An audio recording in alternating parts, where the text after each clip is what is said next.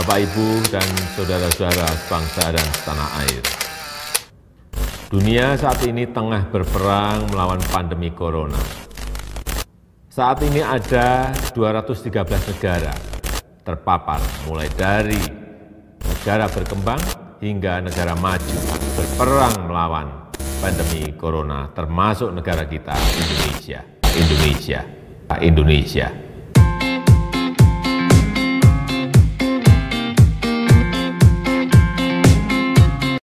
Oke, selamat malam dokter. Ya, selamat malam. Nah, jadi kami dari mahasiswa Universitas Katolik Musikaritas ada mata kuliah namanya Organisasi Manajemen Perusahaan Industri, itu berkaitan dengan menanyakan sedikit atau tentang beberapa aktivitas yang menarik atau hal yang unik untuk dari pengisi kami di kuliah selama COVID-19.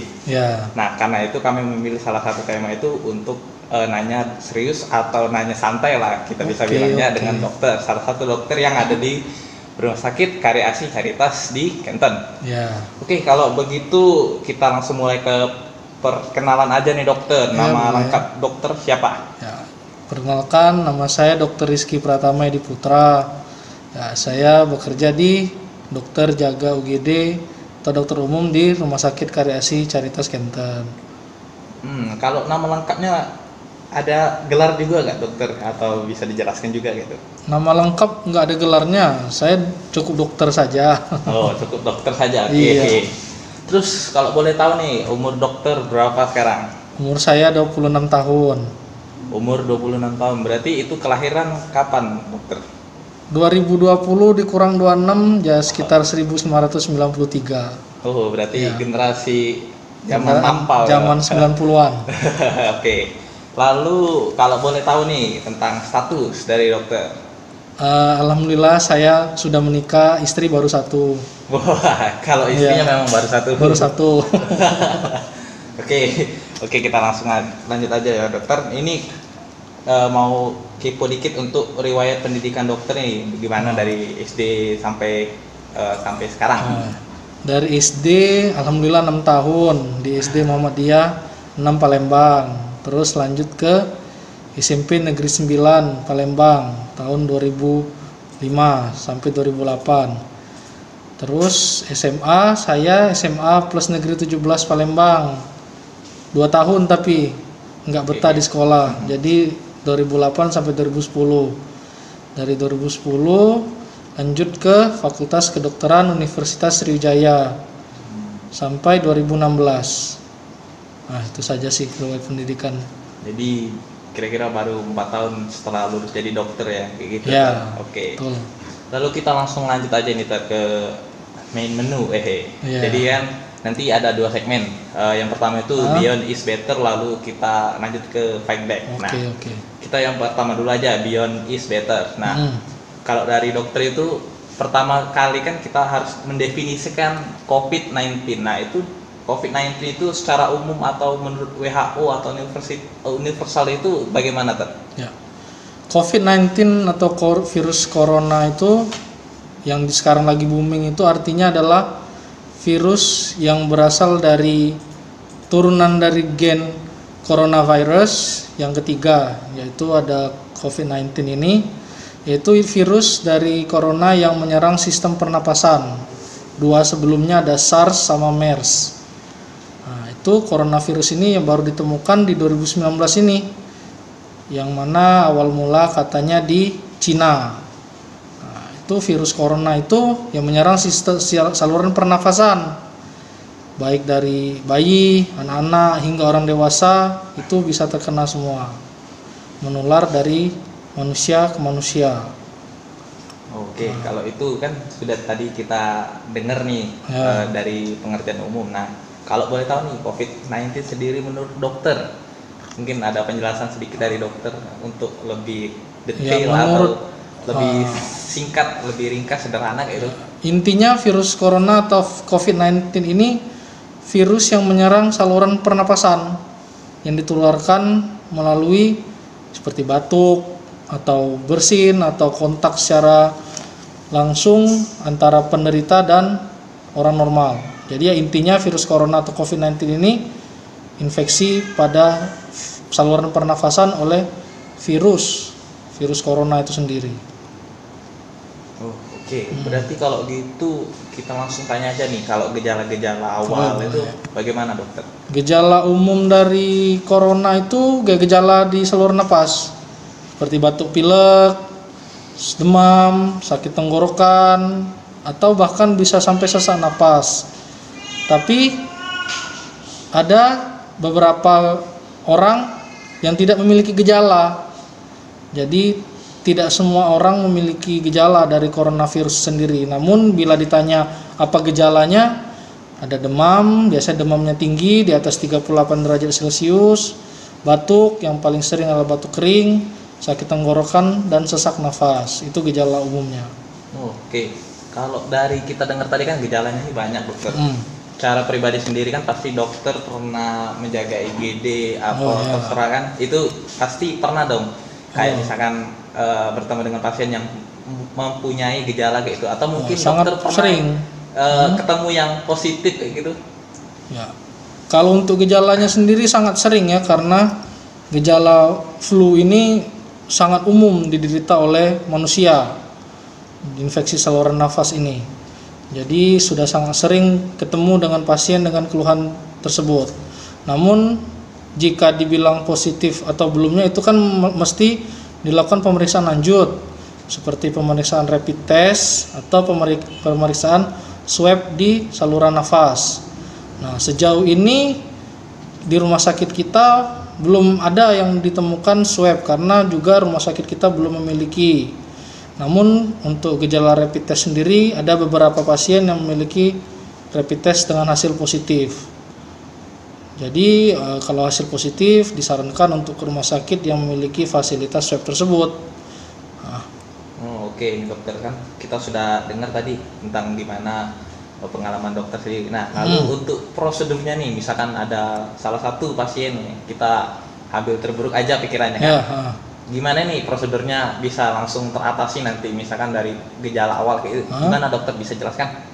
Ya, untuk penanganan sendiri kalau ada pasien dengan keluhan COVID-19 tersebut seperti demam tinggi, batuk kering dan sesak nafas serta sakit tenggorokan yang seperti saya jelaskan tadi, yang pasti kita taruh di ruangan yang terpisah dengan pasien umum lain atau tanpa pasien bukan dengan gejala tersebut.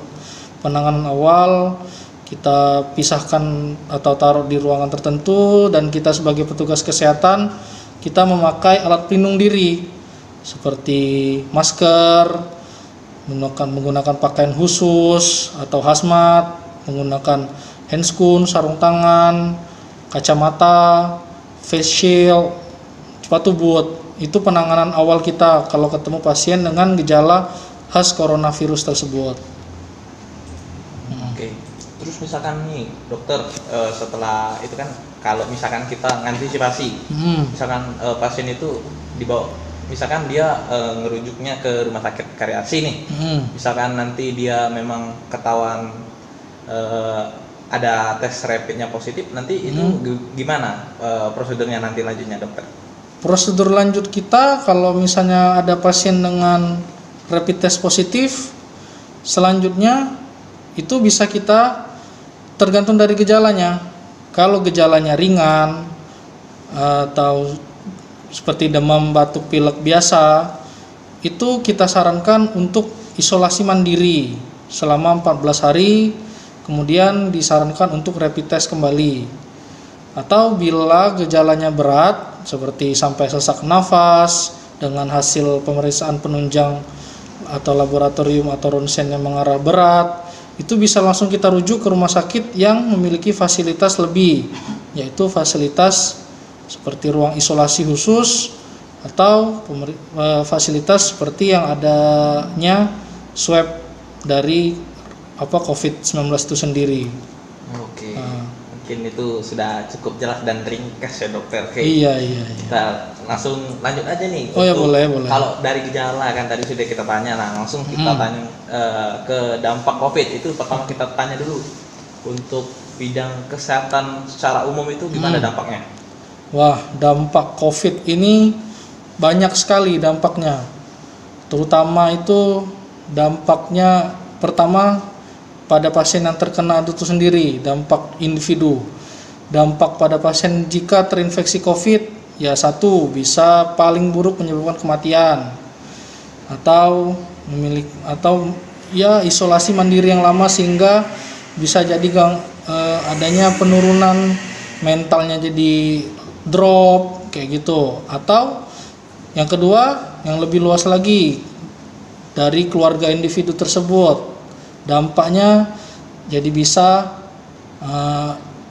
jauh dari keluarga atau jadinya isolasi lebih luas lagi, dan yang terakhir sih dampak ke yang lebih luas lagi, dampak masyarakat. Jadi karena imbauan pemerintah mesti di lockdown, dampak dari COVID sendiri yang lebih luas lagi, satu, pengurangan aktivitas, yaitu contohnya banyak masyarakat yang tidak bekerja karena sebagian besar kerja di luar rumah dan sosialnya tinggi.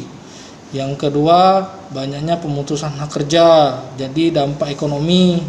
Yang ketiga, dampak kesehatan, karena COVID sendiri menularnya sangat mudah melalui saluran napas, jadi proses penyebaran virus sendiri itu mudah terjadi. Jadi dampaknya bisa menyebabkan infeksi yang lebih luas bagi masyarakat. Oke, sudah kita lanjut itu. Mungkin kita tanya sedikit untuk pribadi nih ya. Itu dampak COVID secara pribadi, dokter terutama nih, dokter pribadi, dokter sendiri, dokter pribadi itu atau dari keluarga itu bagaimana sih dampaknya? Bagi saya sendiri? Iya, atau dari keluarga lah mungkin yang mewakili. Kalau saya sendiri ya, karena kami sebagai petugas medis, dampaknya ya terasa juga. Satu, setiap pulang ke rumah tidak bisa langsung seperti biasa, misalnya masih ketemu keluarga atau masih sempat ngobrol dulu. Dampaknya saat pulang ke rumah ya langsung ke kamar mandi, ganti baju, membersihkan diri, baru bisa kumpul. Nah, kemudian dan juga harus lebih menjaga daya tahan tubuh, harus istirahat lebih ekstra, makan yang sehat lebih ekstra, supaya daya tahan tubuh kami bagus. Dan juga untuk keluarga tidak merasa ada anak atau ada suami yang kerja sebagai petugas kesehatan mesti was-was kayak gitu. Jadi mesti ekstra secara pribadi, baik dari istirahat, dari pola makan, menjaga daya tahan tubuhnya lebih ekstra. Oke dokter, kayaknya memang jelas tadi untuk dampak sih. Iya. Oke, kita lanjut langsung ini dokter. Di masa dulu dokter studi kan pasti pernah belajar untuk pandemi. Nah, pernah nggak kayak situasi pandemi seperti ini dulu dipelajari oleh dokter? Ya. Pandemi itu artinya kan penyebaran wabah yang sudah sangat meluas, yang mengenai beberapa negara sehingga bisa disebut pandemi. Nah, pada saat kuliah dulu sih, pada saat kuliah sampai sekarang, ya alhamdulillah tidak ada kasus pandemi yang terjadi. Namun ya secara umum dipelajari, bisa diberikan contoh-contoh pada saat kuliah. Ya pandemi yang paling bahaya itu ya seperti Black Death yang ada tahun 1500-an itu pandemi wabah virus pes ya dipelajari. Kemudian ya secara umum dari gejala-gejala atau infeksi virus ini ya seperti SARS atau MERS yang sudah ada sebelum COVID yang sudah pernah dipelajari di kuliah juga dipelajari, dari gejala, dari penularan atau dari dampak virus atau infeksi tersebut. Oh, berarti memang khususnya seorang dokter itu sudah dipersiapkan untuk tentunya hal seperti ini ya dokter. Iya. Oke. Jadi kita itu kan sudah selesai untuk pertama itu Beyond is Better. Beyond is Better. Oke, itu kayak kita tuh kenalan dulu dokter. Iya. Tentang bagaimana ini, terus kita ulik-ulik sedikit. Nah, setelah kita kenal, kita tentunya kita harus juga lawan untuk pandemi. Oh iya, jelas harus dilawan. Nah ini kan kita mau nanya nih langsung kan lanjut ke fight back. Nah jadi Untuk situasi pribadi dari dokter sendiri, siap atau tidak untuk pandemi ini? Oh ya, harus siap. Kita harus siap dengan pandemi ini. Dengan cara yang sudah saya jelaskan tadi, seperti dijaga daya tahan tubuh, harus menjaga pola hidup sehat secara rutin. Jadi mau tidak mau kita harus siap dengan pandemi ini, apalagi kita sebagai tenaga kesehatan harus siap menghadapi pasien-pasien dengan gejala tersebut dengan berbekal apa yang sudah dijelaskan tadi, seperti menjaga daya tahan tubuh, memakai alat pelindung diri secara lengkap, dan menjaga pola hidup sehat. Oke dokter, jadi tadi kan dari banyak persiapan nih, apa persiapan paling matang sendiri dari dokter? Misalkan dari rumah mau berangkat ke rumah sakit nih, apa yang paling dipersiapkan? Harus yang disiapkan, harus bahagia dulu. Harus bahagia dulu? Iya, harus bahagia. Kalau nggak bahagia, yang pertama itu harus menjaga daya tahan tubuh. Selain dari pola makan dan juga daya pola hidup sehat, ya kita harus bahagia dulu. Kita harus fresh, kita harus segar pikiran, tidak ada beban untuk keluar, ya otomatis daya tahan tubuh akan lebih bagus. Percuma kalau makan sehat, olahraga teratur, tapi kita terbebankan dengan suatu problem atau tidak merasa bahagia, otomatis daya tahan tubuh pasti turun. Pasti harus happy. Oke. Iya. Baik sekali jawaban dari dokter. Iya.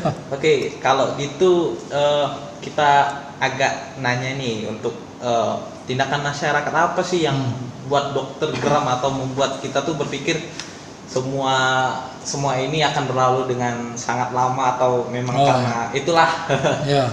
Bagaimana menurut dokter? Yang pasti awalnya pencegahan untuk COVID itu sendiri adalah dari WHO, dari pemerintah pun anjuran adalah social dan physical distancing. Nah, itu dulu yang harus dipegang oleh semua masyarakat di Indonesia atau di dunia. Nah, yang bikin virus ini semakin merajalela atau perkembangannya semakin banyak itu karena masyarakat kita ya karena biasa hidup berkumpul, sosialnya tinggi. Nah, itu agak susah untuk mengatur orang-orang untuk menjaga jarak antar orang lain dahulu, seperti tidak kumpul-kumpul atau makan di tempat secara rame-rame, dengan acara-acara sosial seperti arisan atau rapat atau seminar-seminar dan kegiatan belajar mengajar itu seharusnya dibatasi dahulu. Yang agak bikin gerem atau bikin tidak ambil pustiap dengan aduh sudahlah kayak gitu, ya ada yang masih kumpul-kumpul, masih nongkrong-nongkrong, ya sudah dihimbau ya, contohnya misalnya tidak boleh ke tempat ibadah, misalnya masjid atau gereja masih banyak yang melanggar. Nah, itu agak sebenarnya kan sudah diimbau dari pemuka agama, dari pemerintah untuk membatasi acara yang bersifat sosial, tapi masyarakat masih melakukannya. Nah, itu yang bikin penularan virus makin banyak dan bikin virus ini sudah makin lama berhentinya. Nah, itu yang bikin gerem, yang bikin aduh kenapa kayak gitu. Bikin lama jadinya virus ini hilangnya. Itu sih sebenarnya harusnya mohon untuk masyarakat untuk nanti dulu lah atau kumpul-kumpul dibatasi dulu supaya pandemi ini bisa cepat selesai kayak gitu. Oke. Nah, setelah tadi kan dokter kayak apa ya mengeluarkan pesan untuk apa yang sudah masyarakat lakukan ini. Terus menurut dokter sendiri sebagai orang dalam bidang medis, kira-kira apa saran dokter untuk pemerintah? Saran untuk pemerintah? Ya. Saran saya untuk pemerintah ya mungkin mewakili tenaga kesehatan yang lain, tolong yang pertama diperketat dan dipertegas mengenai kebijakan.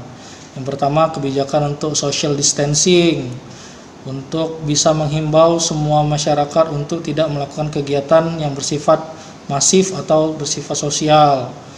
Yang kedua untuk kepada pemerintah daerah atau pemerintah pusat lain untuk menjaga daerah-daerah perbatasan daerah supaya tidak berlalu lalang antara misalnya pada saat bulan puasa menjelang lebaran ini banyak mudik, itu supaya untuk dijaga dahulu, tidak tidak dilaksanakan kegiatan mudik tersebut. Dan yang ketiga, mungkin untuk tenaga medis ya dimohon untuk dilengkapi dari alat pelindung diri kami, kemudian sarana untuk merawat pasien COVID lebih dibenahi dan dipenuhi supaya kita bekerja bisa lebih nyaman untuk menangani pasien COVID dan juga lebih cepat teratasi dari virus COVID-19 ini. Itu saja sih, 3 itu saja minimal untuk pemerintah, saran saya. Oke. Kalau gitu sih kayaknya kita sudah di ujung nih. Oh iya. Nah, yang terakhir nih dokter, yang terakhir nih, tapi kita harus pasti ya. Oh, oke. Jadi kira-kira nih harapan dan himbauan pribadi dari dokter itu untuk masyarakat atau untuk pemerintah atau semuanya kayak itu gimana dokter?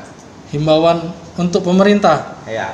Ya, yang pertama harus menjaga diri, tahan dulu untuk berkumpul-kumpul dan harus melaksanakan social distancing. Dan yang kedua, harus menjaga daya tahan tubuh dan juga supaya tetap sehat, tetap bugar, supaya bisa melawan infeksi baik coronavirus ataupun infeksi lain di dalam tubuh.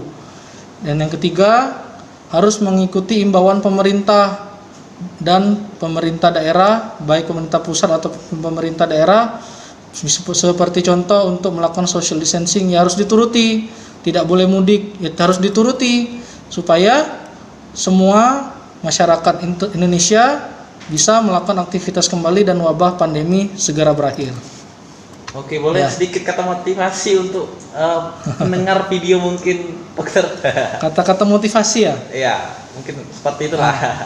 Yang penting harus optimis, kita harus menjaga kesehatan dan selalu waspada, tidak perlu panik dan sehat selalu. Oke, terima kasih dokter. Oke.